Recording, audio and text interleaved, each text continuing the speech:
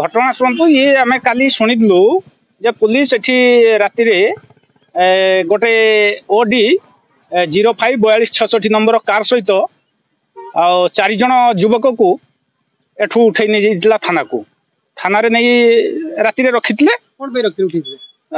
से युवक मैंने ब्राउन सुगर पश्चिमबंग को चोरा चालान करुले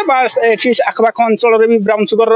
बेपार चली ब्राउन सुगर जुगेवाई आसते से पुलिस खबर पाई उठे नहीं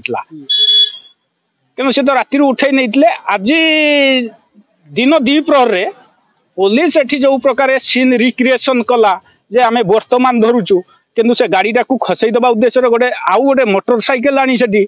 लगे देखिए कौन ये मोटरसाइकेल आम एबे ब्राउन सुगर जबत करुचु से